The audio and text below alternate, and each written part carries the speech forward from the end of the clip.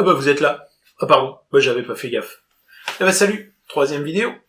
On vous a parlé des règles, on vous a parlé du matos, mais du matos pour jouer à DBA bien sûr, puisqu'on est toujours sur DBA, et ça concerne des figurines.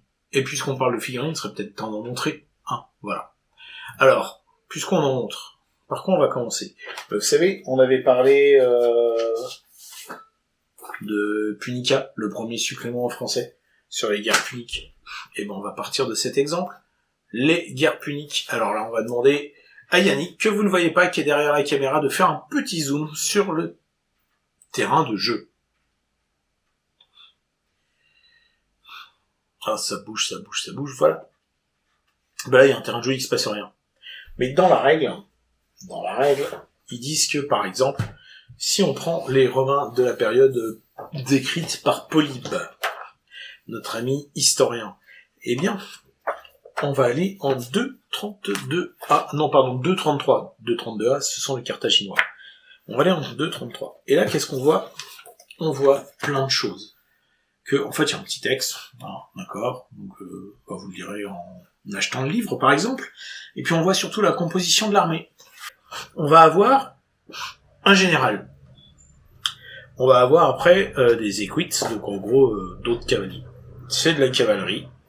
On va avoir dans le jeu de base 4 blades. Tac.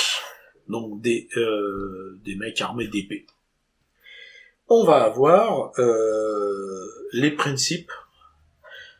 Hop là, on va donc pouvoir passer jusqu'à 6 à ce niveau-là.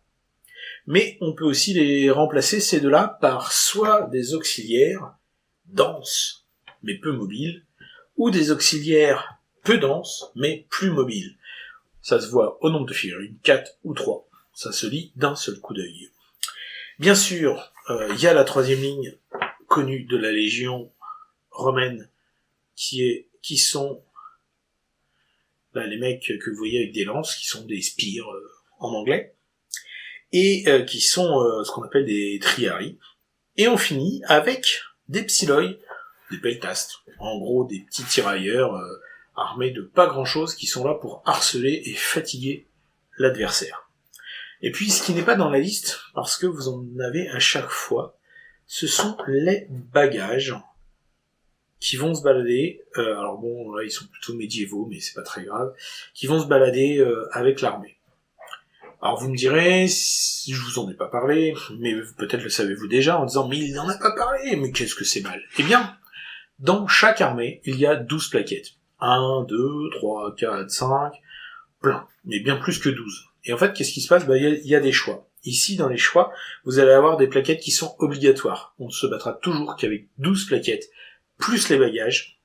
Quelquefois, il n'y aura pas de bagages quand on a ce qu'on appelle des war wagons, des fourgons de guerre. Il en faut au moins 3, et du coup, on met les bagages là où les mecs se bastonnent, comme ça ils sont protégés, on risque moins de se les faire piller. C'est vrai.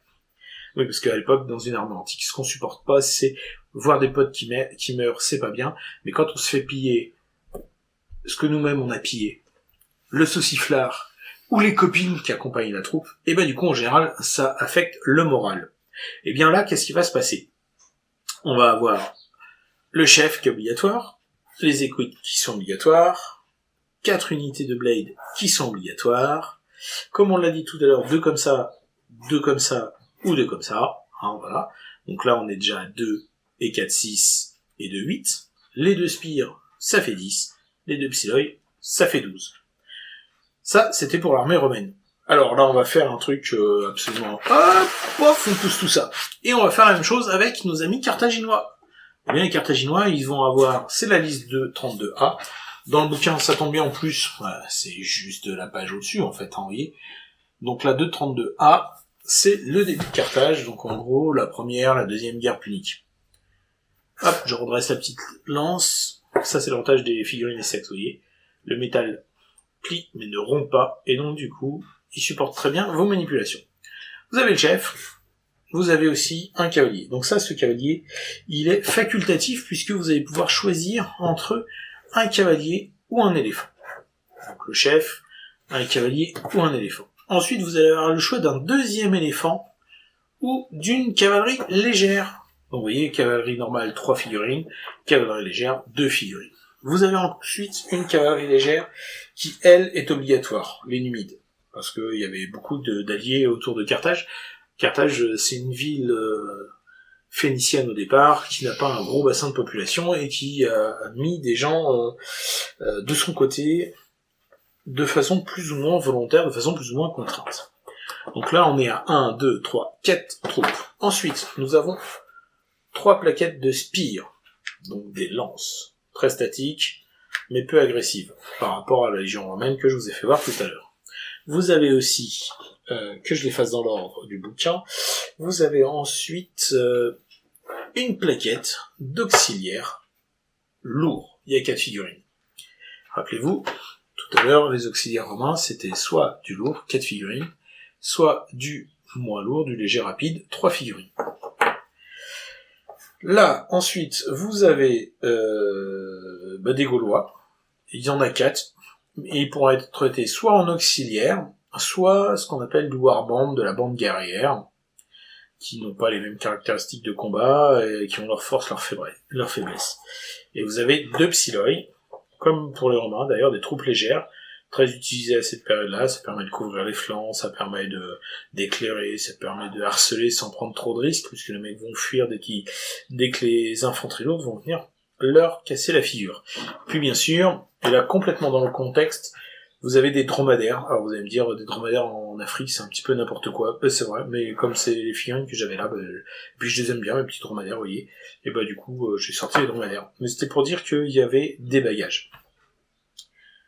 Voici les plaquettes, voici une armée, on a abordé plein de petits points de règle, je vous en ai pas parlé pour l'instant. Le but du jeu, c'était de dire, voilà comment ça va se passer. Et moi, quand je commence ma bataille, je vais choisir en me disant, qu'est-ce que je retiens? Tiens, cette fois-ci, j'ai envie de jouer Cannes. À Cannes, il n'y avait pas d'éléphant. Alors, je vais pas jouer ça. Je vais plutôt jouer la bataille de Zama, juste à la fin, là, quand le Carthaginois, il perd la deuxième guerre punique, que Scipion l'Africain, il est au taquet et qui colle sa volée à Hannibal. Et du coup, je vais prendre mes 2 éléphants. Donc ça, je pourrais pas le jouer. Je vais prendre mon général, parce que j'ai pas le choix. J'ai des Numides, j'ai pas le choix. J'ai 3 spires, pardon, j'ai pas le choix. J'ai mon auxiliaire et encore des auxiliaires. Donc à l'époque, on va considérer que ce sont, pour Zama, je sais plus, dans Punica, si je crois que je les ai mis en warband, bon, c'est pas très grave. Et puis voilà. Donc vous voyez, sur une armée, on ne joue pas forcément tout. Ce qui compte, c'est qu'on joue toujours en 12 plaquettes. Et moins d'1 heure. Ça, c'était pour une petite présentation de comment se compose une armée ADBA. Et du coup, je pense qu'on peut dire que ça va être l'heure de se dire au revoir et à bientôt.